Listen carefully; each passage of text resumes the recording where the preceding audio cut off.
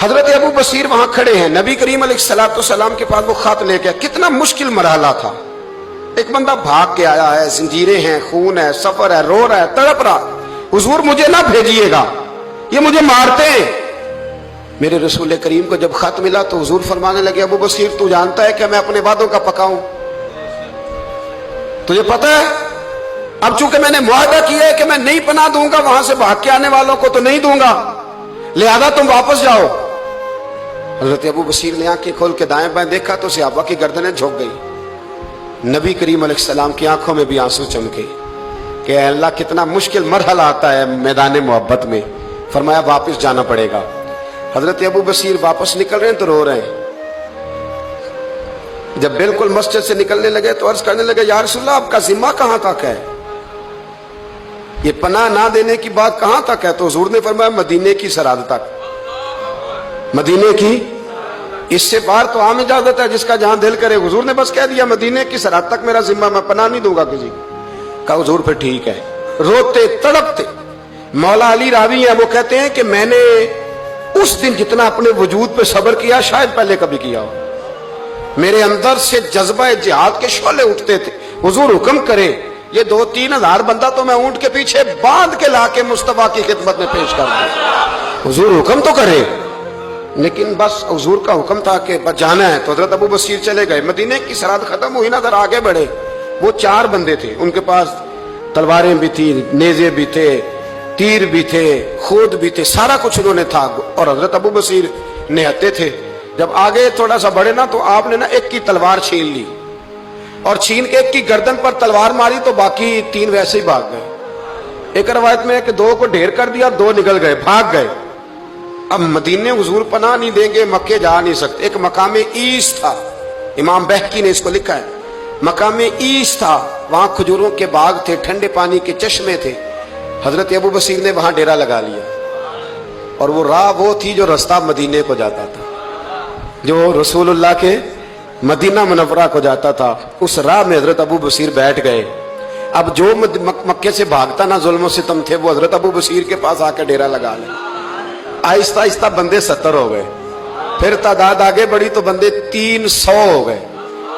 اب یہ مکے والے یہ کرتے تھے کہ مدینے والوں کو قافلہ مکے کے پاس سے گزرتا تو ان کا سامان رکھ لیتے، پریشان کرتے۔ اب انہوں نے پتا کیا کیا، وہ مکے کا قافلہ مدینے کے پاس سے گزرتا تو یہ اس کا سامان رکھ لیتے، اس کو کہتے تنگ کرتے ہو۔ اب چونکہ حضور کا ذمہ تو مدینے تھا۔ سالوں بیت گئے، جو بندہ مدینے جاتا نا، حضرت ابو بصیر اس کو کہتے ایک دفعہ میرے رسول کو بتا دینا کہ میں راستے میں بیٹھا ہوں۔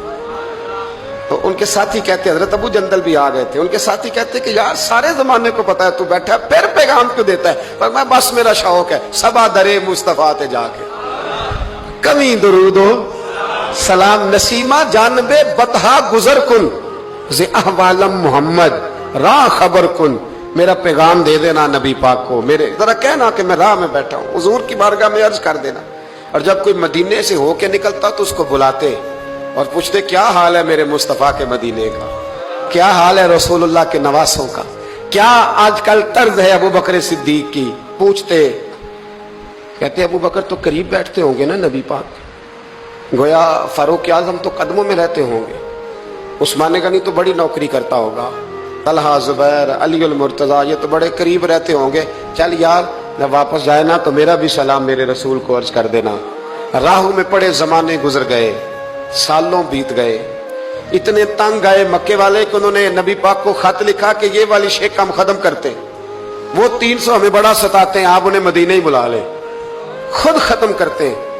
ادھر میرے رسول پاک نے جب خط پہنچا تو فٹافٹ فرمایا قلم لاؤ، کاغذ لاؤ۔ حضور نے خط لکھوایا، فرمایا ابو بصیر تمہیں مبارک ہو، آ جا مدینے، جگہ بن گئی ہے، اجازت ہے تم آنا چاہو تو آ جاؤ۔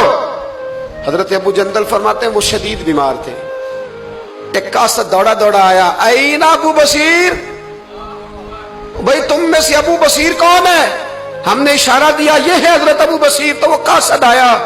جب اس نے خط دیا نا تو اتنے کمزور تھے کہ اٹھ کے بیٹھا نہیں جاتا تھا، وہ خط پڑھا تو ان کی آنکھوں میں کھل کے آنسو آئے اور کہنے لگے ابو جندل ادھر آ، یہ خط تو پڑھ۔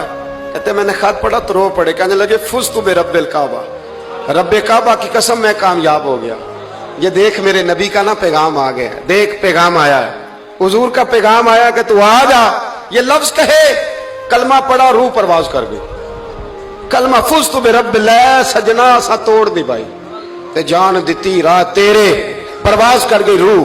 پھر میرے محبوب کے صحابہ نے وہاں مسجد بنائی جہاں انہیں دفن کیا، حضرت ابو جندل نے وہاں مسجد بنائی، اور پھر میرے رسول ان کی قبر پہ تشریف لائے، حضور نے دعائیں فرمائی۔